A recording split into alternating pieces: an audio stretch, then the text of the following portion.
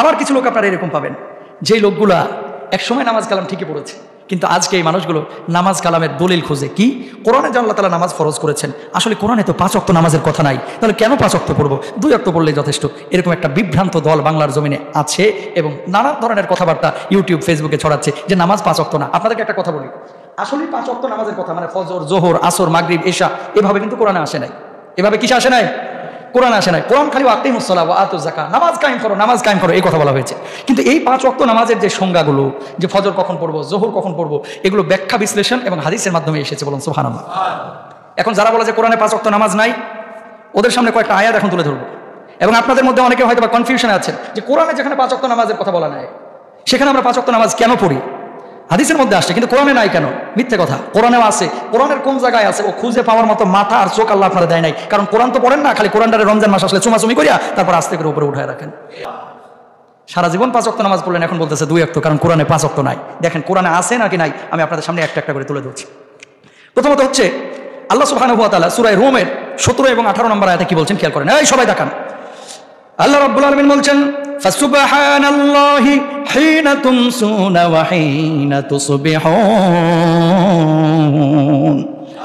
আল্লাহ রাব্বুল আলামিন বললেন তোমরা আল্লাহর পবিত্রতা স্মরণ করো সন্ধ্যায় এবং সকালে। সূরা রুম আয়াত নাম্বার 17 এবং 18। সন্ধ্যা বলতে এখানে মাগরিবের নামাজ। আল্লাহু আকবার বলেন।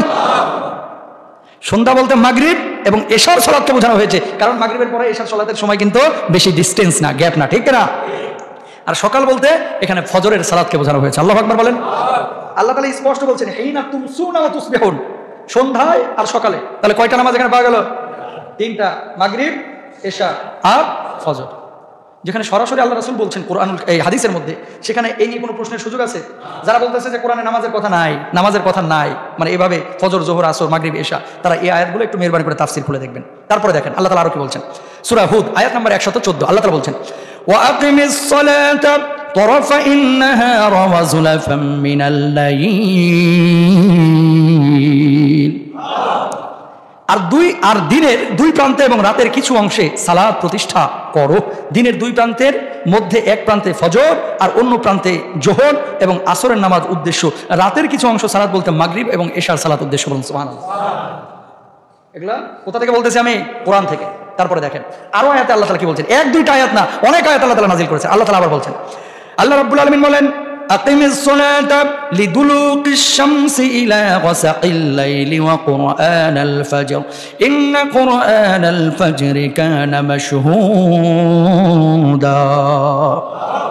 সূর্য ঢলে পড়ার সময় থেকে রাত্রির অন্ধকার পর্যন্ত নামাজ কায়েম করুন এবং ফজরের কোরআন পাঠও করুন। নিশ্চয় ফজরের কোরআন পাঠ মুখোমুখি হয়। সূর্য ঢলে পড়ার পর হলো জোহরের সালাত, আর রাত্রির অন্ধকারের নেমে আসার পর মাগরিব ও ইশার সালাত। আর ফজরের সালাতের কথা তো স্পষ্টই আল্লাহ সুবহানাহু ওয়া তাআলা বলে দিয়েছেন কোরআন আল ফজর। ফজর, ফজর মানে কি? ফজরের নামাজ। সুবহানাল্লাহ বলেন। আছে না নাই? ওয়াক্তি সালাত এবং দায়মি সালাত সম্পর্কে, যে আসলে আমরা পৃথিবীর বুকে যতগুলো মুসলমান দেশ আছে এবং যত মুসলমানগণ আছেন, অধিকাংশ মুসলমানেরাই এই ওয়াক্তি সালাত এবং দায়মি সালাতের মধ্যে কম বেশি অবস্থান করে। এক শ্রেণী আছেন তারা ওয়াক্তি সালাতের মধ্যেই আছেন, আবার আরেকটি শ্রেণীকে পাওয়া যায় তারা ওয়াক্তি এবং দায়মির ভিতরেও থাকেন, আবার এক শ্রেণী আছেন তারা দায়মি সালাতের মধ্যেই থাকে। মূলত কম বেশি সকল মুসলমানগণই সালাত করে থাকেন।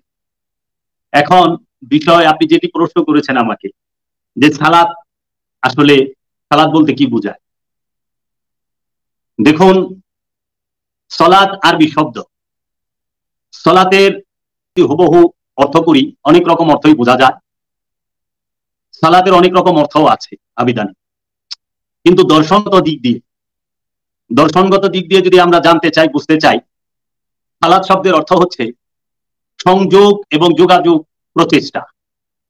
আল্লাহ রসুলের সাথে এবং আল্লাহ রাব্বুল আলামিনের সাথে একজন আমানু তথা ঈমানদার সংযোগ এবং যোগাযোগ প্রচেষ্টাকেই বলা হয় সালাত।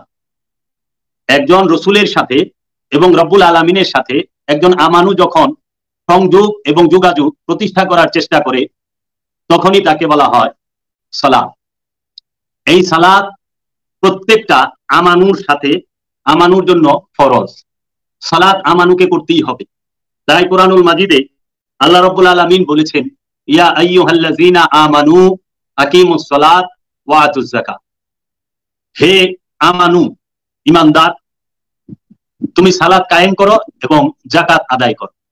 সালাত কায়েম করতে বলা হয়েছে, মানে সালাতকে প্রতিষ্ঠিত করো, স্থাপন করো। সালাতকে পড়তে বলা হয় না। আমাদের সমাজে একটি কথা প্রচলিত আছে যে নামাজ পড়বার যায়। নামাজ পড়ার বিষয় নয়, নামাজ হচ্ছে প্রতিষ্ঠা করার বিষয়। কারণ পড়ার আরবি হচ্ছে ইকরা। ইকরা শব্দের অর্থ পড়া, আর আকিম শব্দের অর্থ হচ্ছে প্রতিষ্ঠিত করা। কোরআনে ইকরা ওয়াস সালাত নাই, আছে আকিমুস সালাত। ইকরা ওয়াস সালাত যদি হইতো তাহলে বলা হয়তো নামাজ পড়ো, আর আকিমুস সালাত এর অর্থ হচ্ছে সালাতকে, নামাজকে প্রতিষ্ঠিত করো।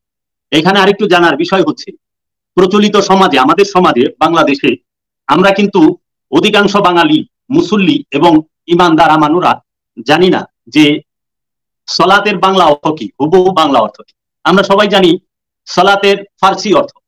সালাত আরবি শব্দ, সালাতের ফার্সিতে বলা হয় সালাতকে নামাজ, ফার্সি ভাষায় বলা হয় নামাজ।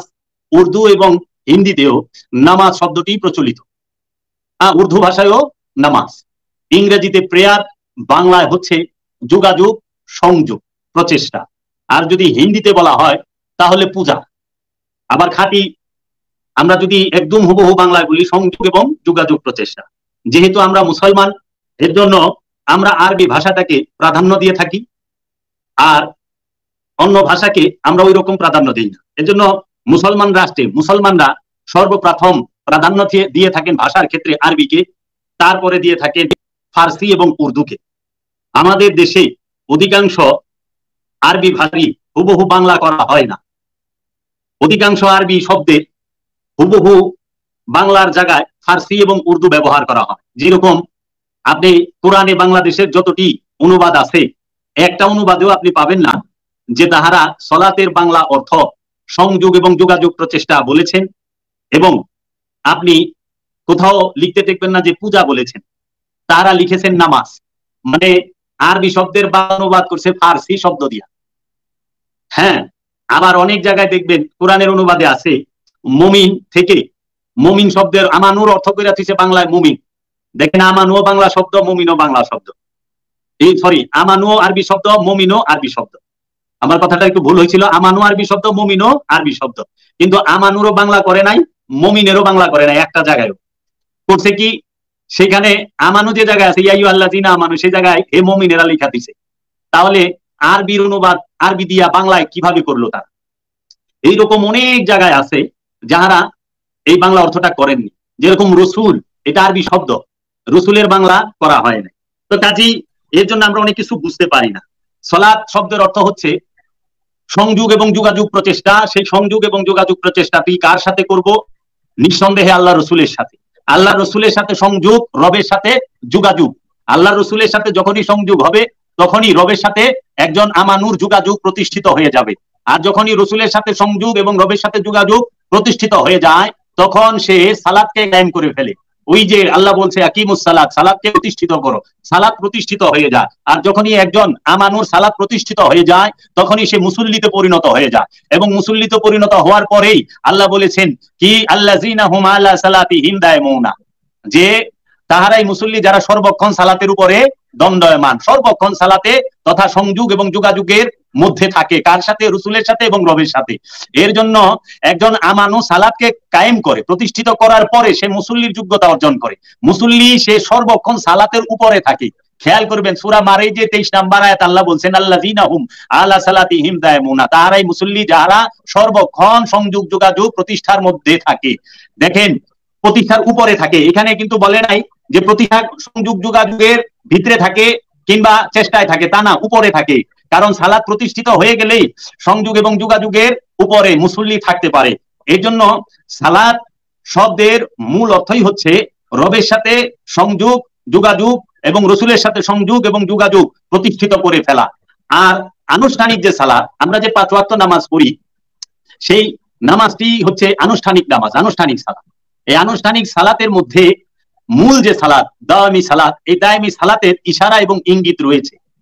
আমরা দেখতে পাই কোরআনুল মাজিদে আনুষ্ঠানিক সালাতের কথা তথা 5 ওয়াক্ত নামাজের কথা সরাসরি কুরআনুল মাজিদে কোন আয়াতে আমরা আজ পর্যন্ত স্পষ্ট ভাবে পাই নাই।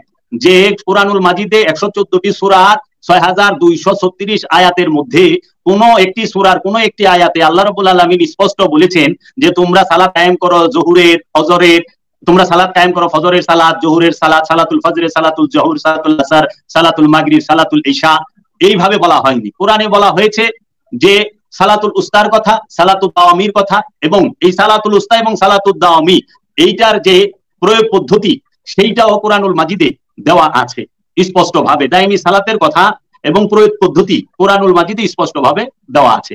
তাই আমরা আনুষ্ঠানিক সালাতকে সবসময় প্রাধান্য দিয়ে থাকি এই কারণে যে আমার দয়াল মুর্শিদ কেবলা কাবা কালান্দার বাবা জাহাঙ্গীর বলেছেন, বাবা প্রতিটা জিনিসের দুইটা দিক থাকে, একটি ভেতর এবং একটি বাহির। ভেতর এবং বাহির কোরআনুল মাজিদে আল্লাহ বলছেন হুয়াল আউয়ালু ওয়াল আখিরু ওয়াজ জাহিরু ওয়াল বাতিন, আমি আদি, আমি শেষ, এবং আমি প্রকাশ এবং আমি গোপন। এখন প্রতিটা বিষয়ে দুইটা দিক থাকে, একটা প্রকাশিত এবং একটা গোপন। এখন সমাজের বুকে প্রকাশিত ভাবে আমরা যে সালাতটি দেখতে পাই সেটি হচ্ছে ওয়াক্তি সালাত, 5 ওয়াক্ত নামাজ। এই 5 ওয়াক্ত নামাজের কথা স্পষ্ট কোরআনে কোন আয়াতে কোন সূরায় নাই, আছে হাদিসে, এবং হাদিস শরীফে 5 ওয়াক্ত নামাজের প্রয়োগ পদ্ধতির কথা আছে। কিন্তু 5 ওয়াক্ত নামাজ যে ফরজ করা হয়েছে এই বিষয়ে কোরআনে কোন আয়াত নাই যে তোমাদের উপরে 5 ওয়াক্ত নামাজ ফরজ করা হলো।